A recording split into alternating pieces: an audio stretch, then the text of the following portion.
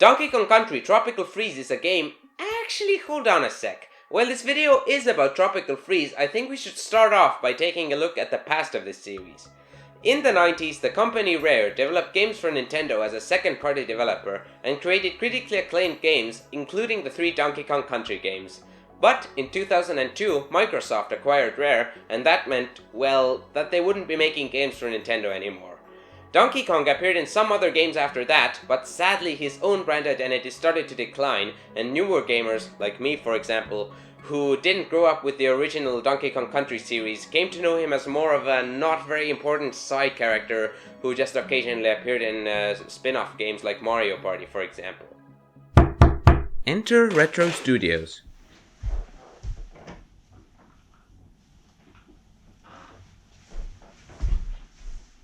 In 2010, it was announced that the Donkey Kong Country series would be returning with Donkey Kong Country Returns, which once again shows off Nintendo's incredible originality when coming up with names.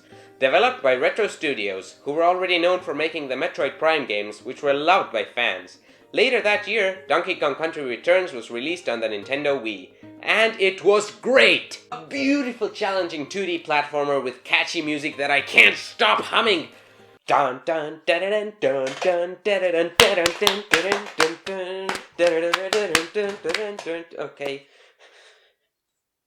Cut that out. Which once again was praised by many and sold well. The Wii's huge install base definitely helped it, but because it was on the Wii, it had to use motion controls for some basic actions. Why? Just why? It was also ported to the Nintendo 3DS in 2013 with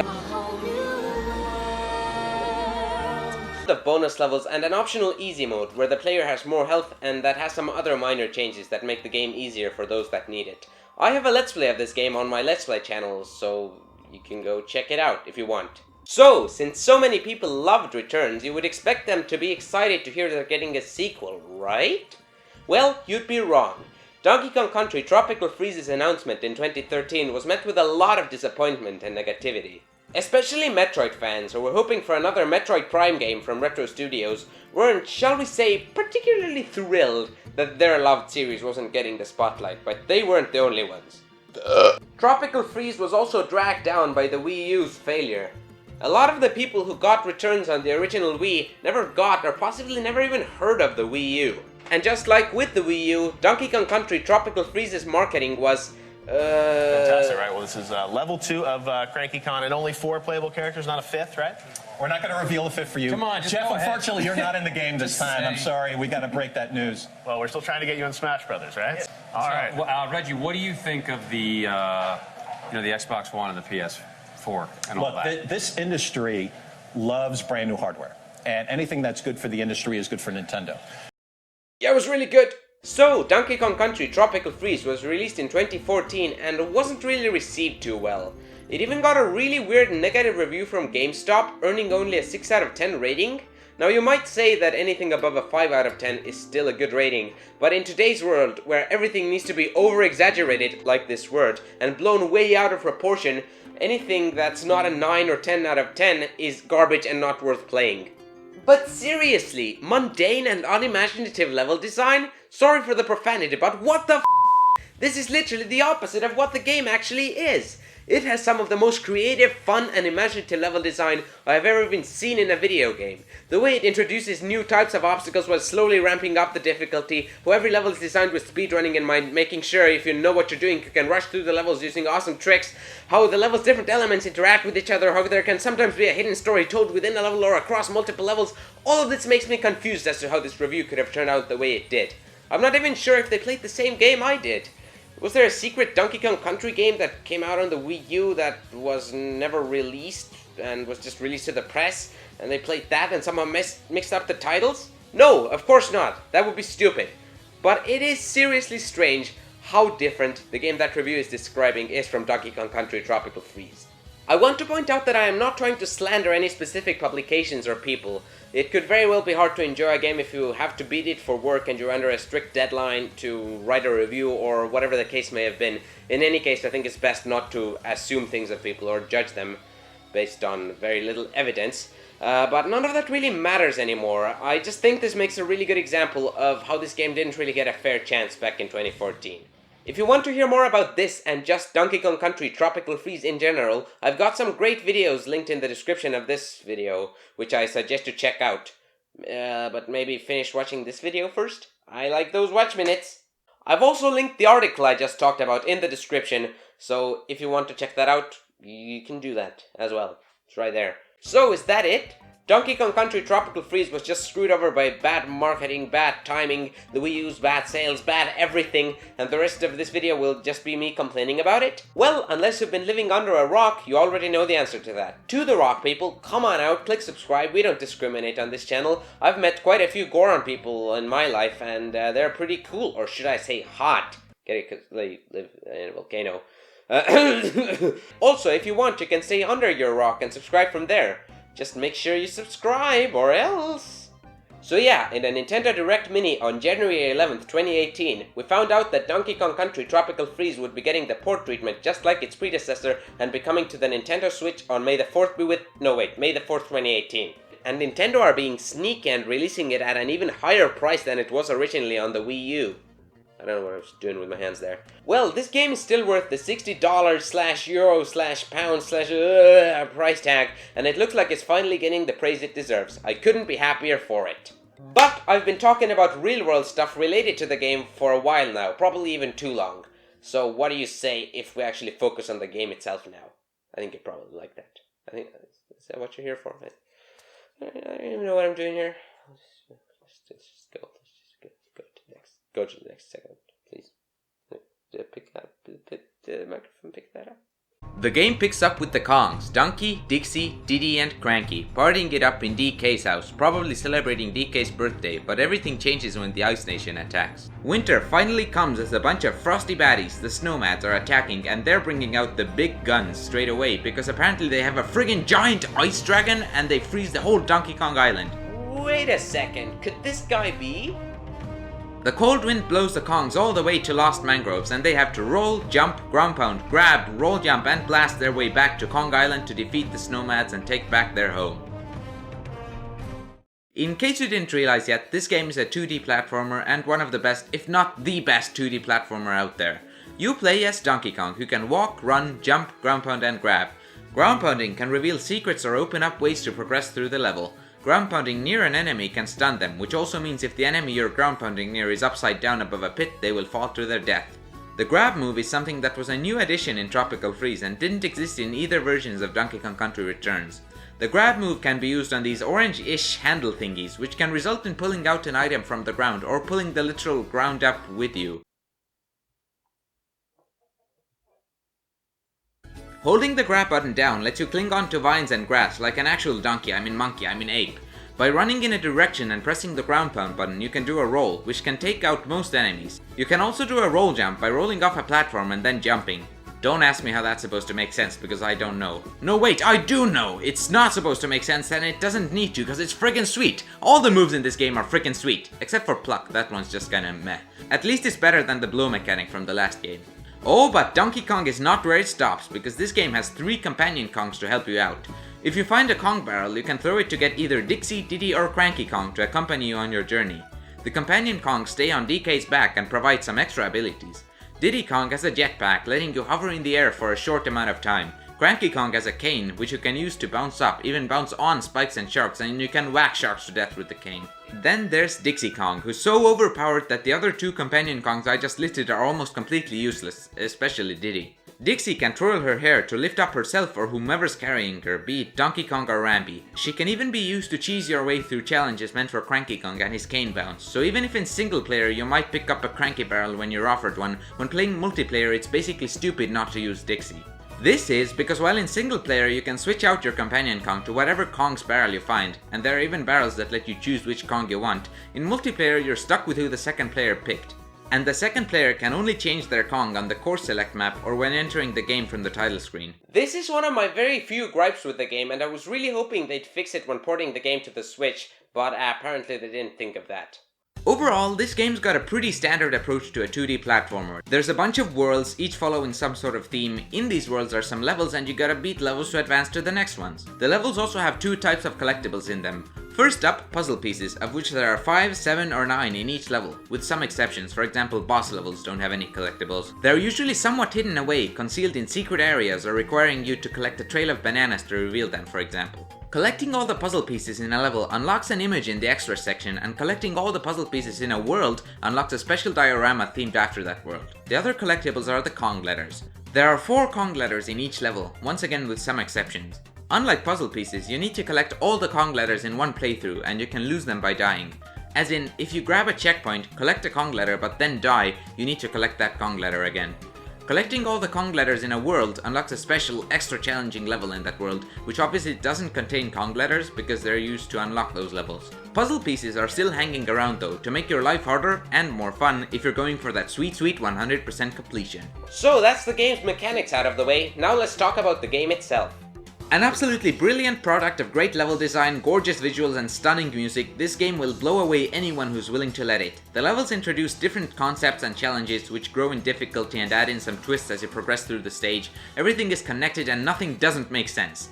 Where some other games might have a floating platform going up and down, in this game the platforms are actually leaves hovering above horns that are being blown into by enemy owls. Where some games just have spiky metal balls chasing you, this game has spiky fruit dropping from trees. Where some games say, oh, a magical floating skeleton roller coaster thing is taking you to the end of the level and then there's random enemies flying at you for some reason. In Tropical Freeze you are riding a minecart through a sawmill, and because sawmills really aren't meant to be used as roller coasters for apes, things break down a bit.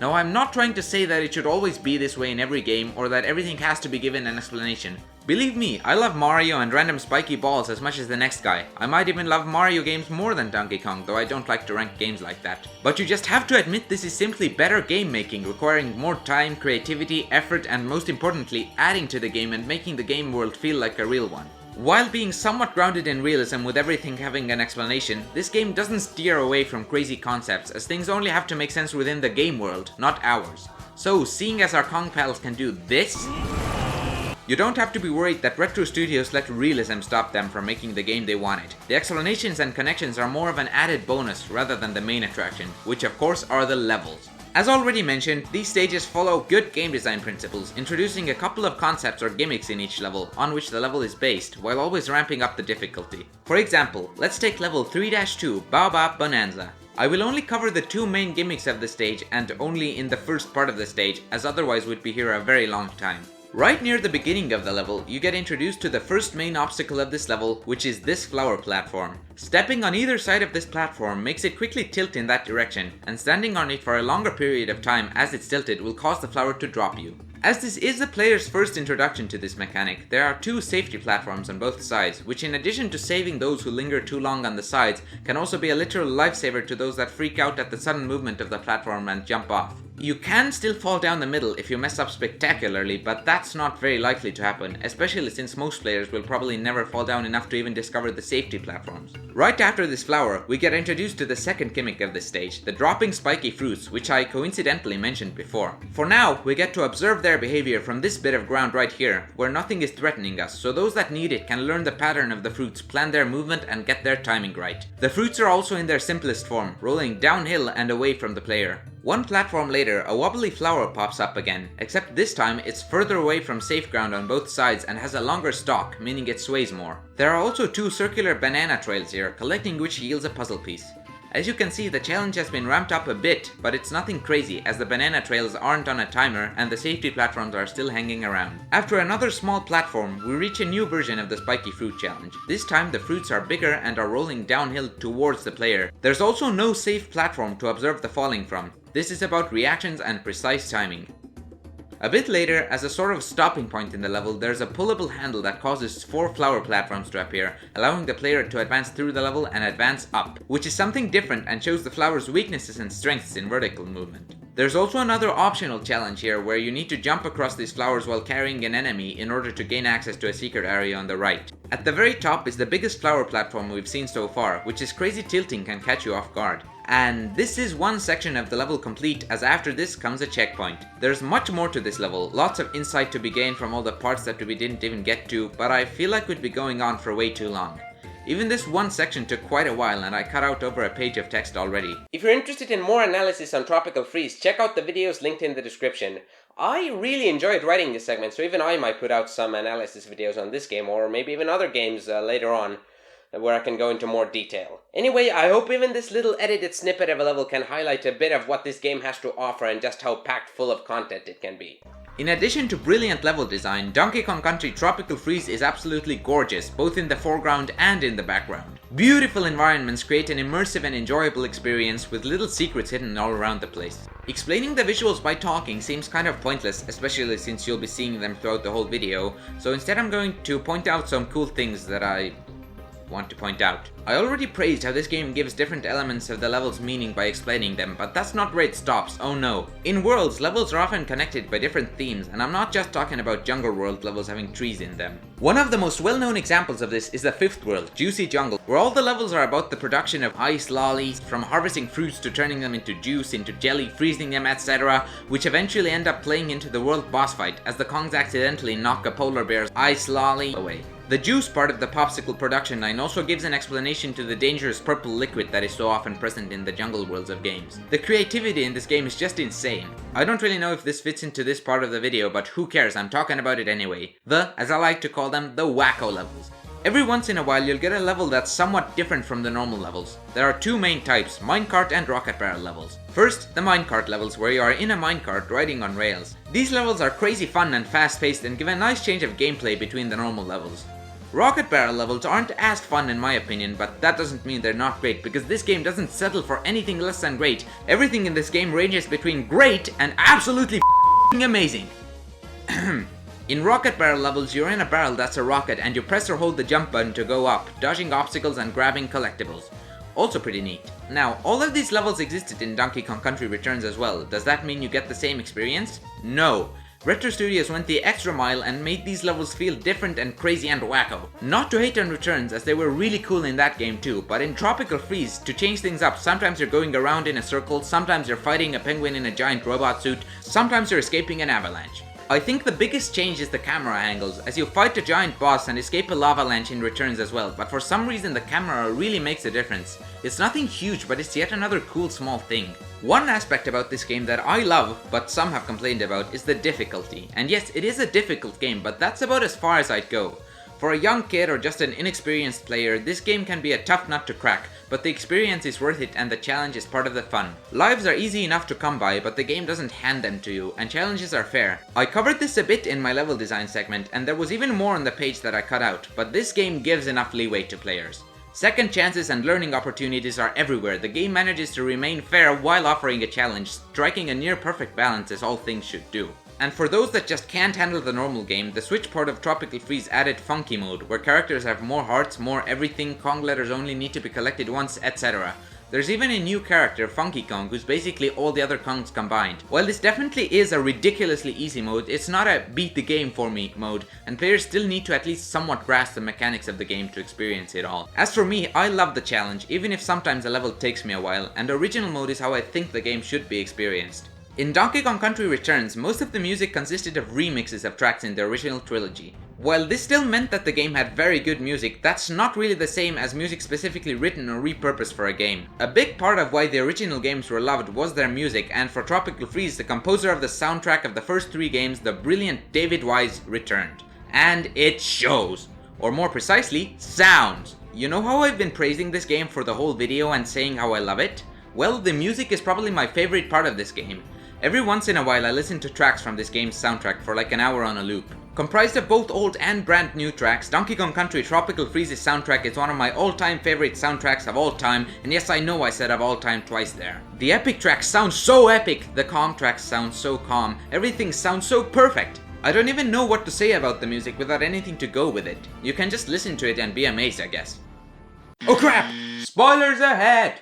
I have now covered many parts of this game, and basically just gushed about how much I love them. And they are of course absolutely stellar throughout the whole game, but for me, the highlight of the game is Donkey Kong Island. After having adventured through 5 amazing worlds, you finally reach where it all started and the world where the entirety of the previous game took place. You see the island covered in ice and snow as the way of life of everything is disturbed, but that's no problem because they're probably all dead already anyway. All the levels in this world are themed after a world in Country Returns. The first level corresponds to the first world, the second level corresponds to the second, and so on and so forth. In the backgrounds of the levels you can see what remains of the island. Sometimes you can even see bosses from the previous game quite literally chilling around.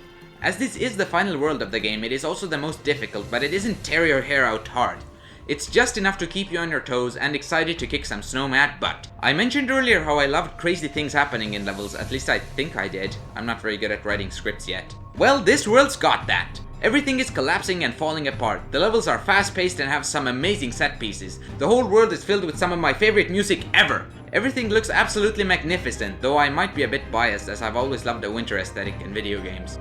This is the world where basically everything I love about this game culminates in an absolute masterpiece of snow, ice, and delicious, wonderful, cool joy and delight, pleasuring all my senses except smell, yes, even touch, because just gripping the controller in this game feels nice, and the Switch's HD rumble, while doing nothing special in this game specifically, is great as always.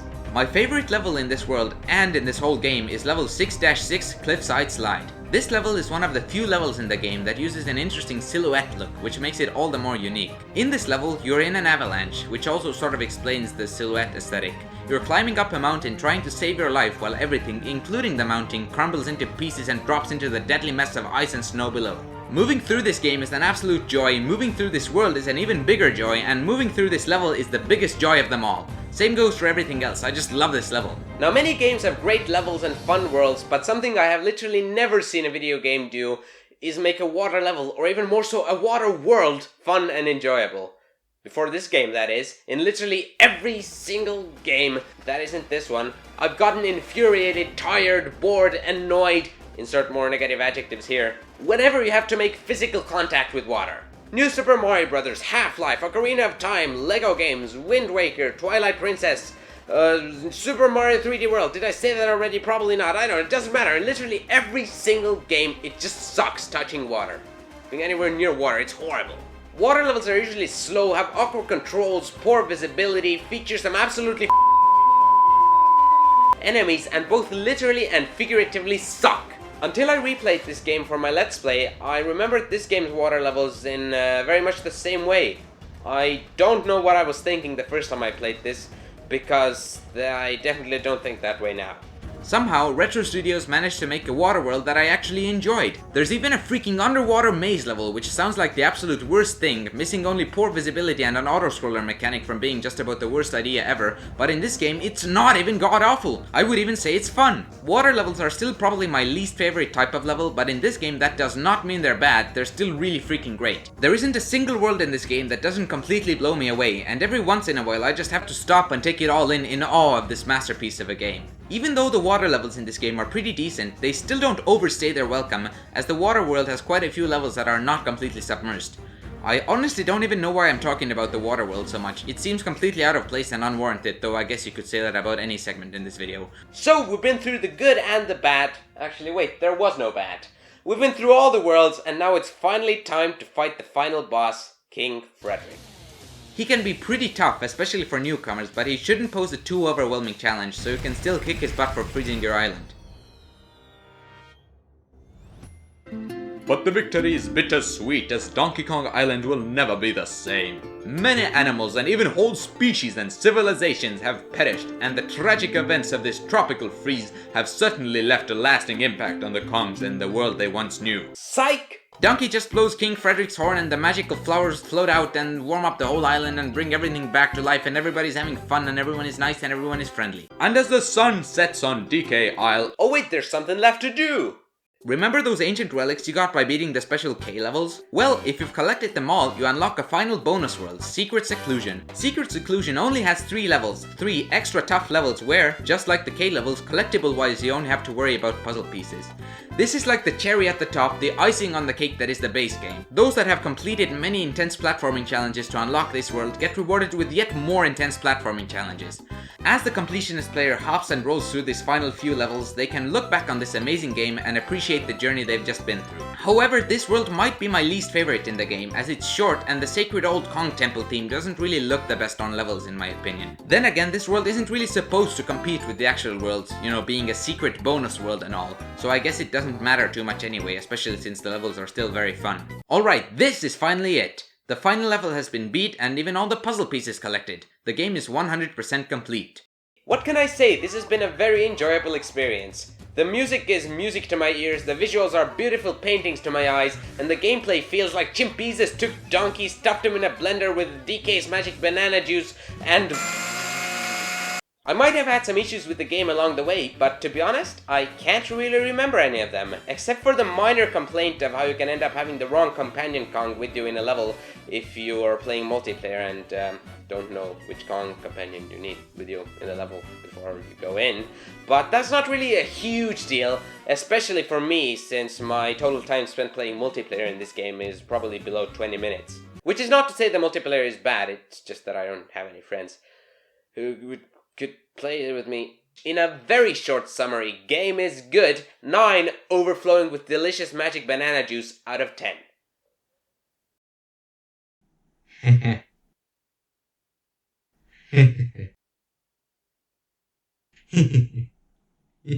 What? You didn't really think it would be over that easily, did you? Yes I did. Oh, you fool. You've got a long way to go still. What do you mean? I 100%ed it. It even says so on the selection menu. Oh, but this game defies all logic. It goes above and beyond to achieve perfection. It goes up to 200%. You didn't notice because you were too eager to finish this review, but when you beat the third and final level of Secret Seclusion, you unlocked something. Something that should never have been. Whoa, what's this? That's what I was just telling you about. This is hard mode. He's right, there is a hard mode. Once you beat the Secret Seclusion, you unlock Hard Mode, which you can choose to use when selecting a level to jump into. In Hard Mode, you have only one hit and you can't have a second Kong accompanying you, though you can play as any Kong, even the companion Kongs, which is the only way to do so aside from multiplayer. Oh, checkpoints are gone too, who needed those anyways? Beating all levels on Hard Mode nets you some new images in the extras menu and you get a message saying, "You've achieved 200%! Hard Mode? That wasn't so hard." This is all the game counts in its completion percentage, but if you think you're getting away that easy, or hard technically, you're wrong again. Kong letters in Hard Mode are blue. Collecting them again turns the red star that marks whether or not all the Kong letters have been collected blue on the world map. That's all it does. Enjoy! But we are still not done. Once you've beaten a level normally, you get the chance to try it again in time attack mode. This mode is exactly what it sounds like. Beat the level as quickly as possible. There are 3 main medal types you can get depending on your time: bronze, silver and gold, the requirements for which are all shown as you attempt the time trial. There are however some secret qualifications. If you get an extra good time, you receive a shiny gold medal, and if you do it without taking any damage, and I mean without taking damage, just finishing with full health isn't enough, you get a heart icon next to your medal. Thankfully, no content or percentage level is hidden away behind time attacks, but if you ask me, you haven't really completed the game if you haven't done these bonus challenges as well. For most people though, I would say collecting all the Kong letters and maybe all the puzzle pieces would and should be enough. There is still something left to do in this game, even though this time I would put "do" in quotation marks. There. Nice. This is one of the worst and stupidest parts of the game in my opinion, but it doesn't really affect the actual gameplay in any way, and you could technically go through the whole game without even realizing this exists. Anyway, in each main world you can find funkies flying by, where you can use the in-game currency, banana coins, found randomly throughout the levels or collected by jumping on enemies consecutively, to buy helpful items like lives, extra hits or squawks who can help you find puzzle pieces. You can also buy capsule toys from this dispenser here. But what are capsule toys, you might ask? Well, you buy them and you get 3D models of characters from the game that get added to the extras menu. There's just one thing though, they're randomized. This means that you can buy a bunch and just get repeats of ones you already have. Fun. This wouldn't be too bad, but once you buy them, you have to press next on every single one you open. So if you bought 100 in bulk, have fun sitting there for many minutes spamming A to get through this madness. Why they couldn't just add a skip all button beats me. Maybe there is a legitimate reason, or maybe they just didn't notice this, but I'm honestly surprised they didn't even fix this in the Switch port. As you saw, this is not something that ruins the game, but it's definitely an annoyance for the crazy completionists among us who feel the need to buy all the capsule toys. Whoo! That does it for my review of Donkey Kong Country Tropical Freeze. An absolute masterpiece of a platformer that has its flaws, yeah, but they are few and far apart. I think I could only think of 2 to put in this video, so that says something, maybe, probably, I hope so. This is the second proper scripted and thoroughly edited video on my channel, so as you can guess and possibly tell, I don't have that much experience yet. But don't tell YouTube that! I apologize if anything was wrong in this video. I'll probably both fix and mess up a bunch of stuff during both the recording and editing phases of making this video, so whoops! I hope it's not absolutely awful. I learn as I make these, and hopefully the next one will be better. See you then, bye! Check out my Let's Plays of Tropical Freeze and Returns 3D. There's probably also some other things linked here. If you could watch them, that would be nice of you. Bye again.